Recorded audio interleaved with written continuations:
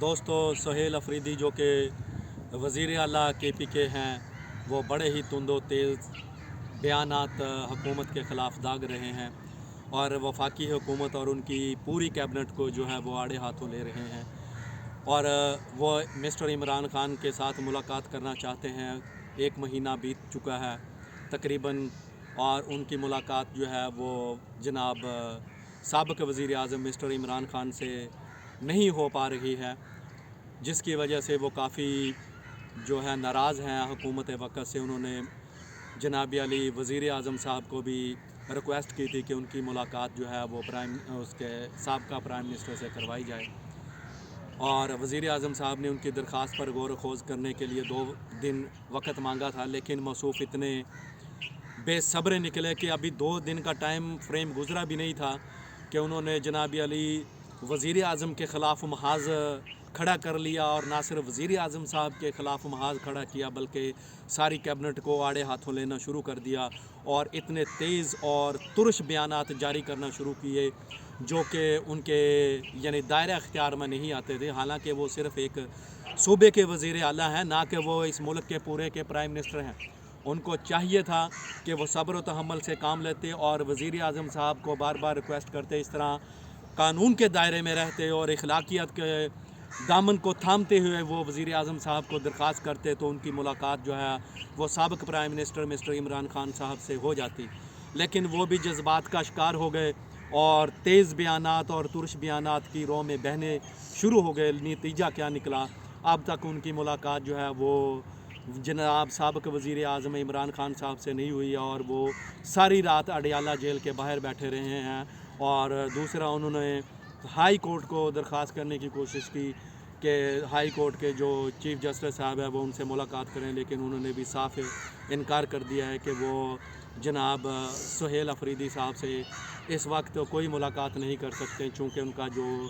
बात करने का सलीका है या बात करने का तरीका है या अपना जो पैगाम पहुंचाना चाहते हैं वो कतई तौर पर दुरुस्त नहीं है। और बतौर वज़ीर आला होते हुए उनके कंधे के ऊपर बहुत सारी ज़िम्मेदारियाँ आन पड़ी हैं, लिहाजा उनको चाहिए कि सबसे पहले वो अपने सूबे के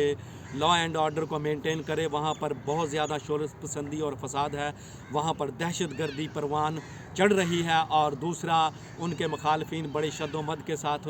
KPK हुकूमत के ऊपर ये इल्ज़ामात की बौछार कर रहे हैं कि वहाँ पर मनशियात का धंधा जनाब वज़ीर आला की आशीर्वाद से चल रहा है और वज़ीर आला उनको मुकम्मल तौर पर सरपरस्ती कर रहे हैं। और ये धंधा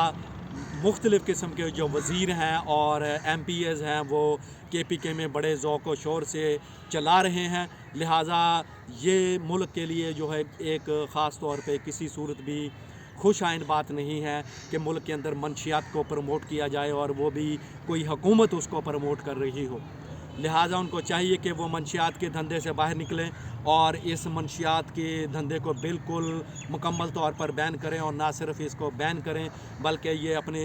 ऊपर लगी हुई छाप को दूर करने की हर मुमकिन कोशिश करें और मीडिया के सामने आकर अपने आप को साफ़ और शफाफ अंदाज में पेश करें कि हमारा इनके साथ ऐसे अनासर के साथ कोई लेना देना नहीं है। और दूसरा, दहशत गर्दी का कला कमा करने की भरपूर कोशिश करें और नेशनल एक्शन प्लान बनाएं और जनाब अली वफाकी हुकूमत के साथ एक पेज पर आकर बैठें ताकि मुल्क के अंदर से दहशत गर्दी का नासूर ख़त्म हो। और तीसरा, मैं उनसे दरख्वास्त करना चाहूँगा कि वो सूबे के अंदर रोज़गार की फराहमी को अवलीन तरजीह दें।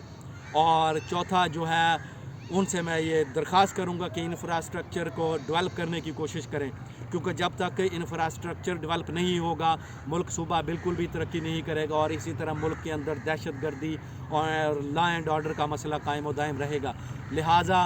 वो एक अच्छे CM बने और ना सिर्फ वफाकी हुकूमत के साथ बैठकर मिलजुल कर तमाम मामलात को तय करें बल्कि इमरान खान के मामले को भी इस बातचीत के ज़रिए एजेंडे पर लेकर आएँ और इस तरह ये मामला खुश सलूबी से हल किया जा सकता है। बस।